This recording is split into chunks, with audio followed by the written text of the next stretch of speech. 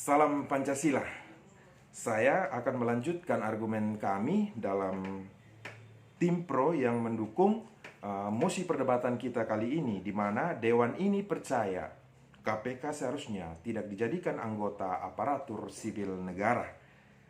Hal yang perlu saya tekankan dalam kesempatan kali ini bahwa KPK adalah lembaga yang independen, lembaga yang memiliki tugas pokok untuk memberantas korupsi. Korupsi adalah kejahatan yang luar biasa atau biasa disebut dengan extraordinary crime, di mana extraordinary crime ini harus ditanggulangi dengan cara yang luar biasa juga, dengan hal-hal yang khusus yang tidak biasa seperti pada umumnya. Dengan demikian, lembaga yang independen ini tentu akan dapat mampu menjalankan tugasnya dengan optimal, dengan efektif dan efisien. Namun, hal ini menjadi persoalan ketika ada undang-undang revisi terbaru dari KPK itu sendiri, di mana undang-undang terbaru perombakan yang terjadi dalam sistem KPK memaksa KPK untuk memiliki Dewan Pengawas.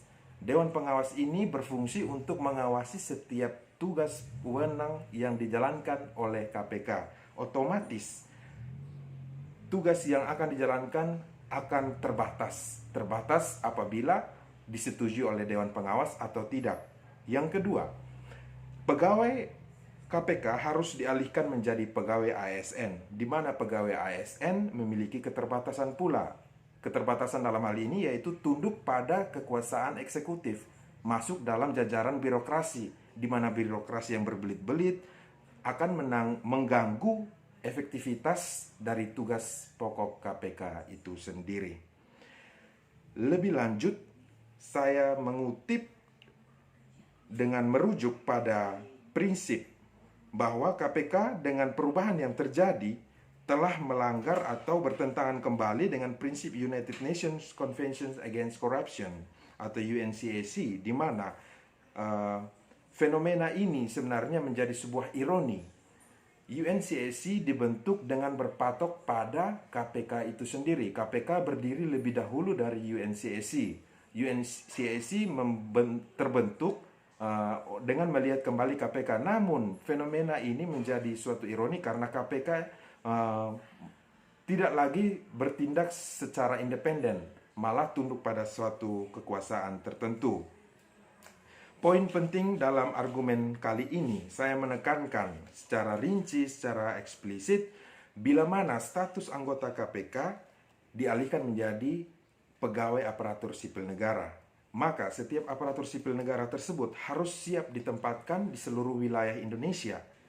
Namun hal ini menjadi kekhawatiran apabila seseorang yang ditugaskan dalam instansi KPK menangani suatu kasus yang cukup besar, kemungkinan bisa terjadi bahwa pegawai yang bersangkutan dapat dimutasi, dalam tanda kutip dimutasi, yaitu seolah-olah dijauhkan dari perkara yang sedang diusut oleh pegawai itu sendiri. Ini adalah hal yang sangat dikhawatirkan.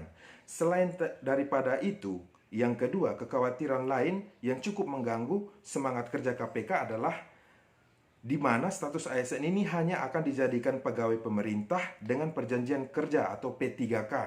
Hal ini terjadi karena Undang-Undang Aparatur Sipil Negara menyebutkan bahwa aparatur sipil negara terdiri dari PNS, pegawai negeri sipil, dan pegawai pemerintah dengan perjanjian kerja atau P3K. Dua bentuk pegawai ini, jika pegawai KPK dijadikan ASN P3K, orang-orang dengan kapasitas baik dalam meringkus korupsi akan diputus, bisa saja akan diputus kontraknya. Tentu hal ini sangat mengkhawatirkan. Contoh, seorang Novel Baswedan tidak bisa menjadi pegawai negeri sipil dengan segala ketentuan prosedur yang ada dalam pegawai negeri sipil dengan perjanjian kerja yang berbeda dengan P3K. Karena apa? Karena Novel Baswedan sudah memiliki umur di atas dari batasan PNS itu sendiri. Otomatis ia hanya bisa dijadikan sebagai pegawai pemerintah dengan perjanjian kerja.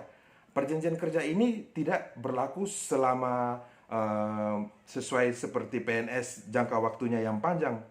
P3K hanya berlaku sesuai dengan perjanjian. Dengan demikian, apabila dalam mengusut suatu kasus itu belum selesai namun perjanjian kerja telah selesai, maka akan berbenturan atau tidak, kinerja yang terjadi tidak akan membawa dampak yang efektif dalam menuntaskan sebuah kasus korupsi yang besar. Mengingat Novel Baswedan adalah seorang anggota KPK, penyidik KPK yang sudah banyak memberi kontribusi dalam instansi KPK itu sendiri. Selain daripada itu, yang ketiga ialah gaji yang berubah dalam status pegawai KPK menjadi ASN. Hal ini membawa pengaruh tersendiri, membawa godaan tersendiri. Contohnya, misalnya dalam pegawai KPK gaji yang diberikan adalah sekian nominal, namun dalam ASN tentu akan berbeda. Yang ditakutkan adalah adanya godaan-godaan material yang bisa ditawarkan dalam menghalangi tugas pokok dari seorang pegawai KPK yang menjadi ASN itu sendiri. Selain daripada itu, ada juga penyusup, dalam arti susupan kepentingan dari segala pihak yang berada di luar daripada pegawai negeri sipil yang mengurusi tentang korupsi ini sendiri.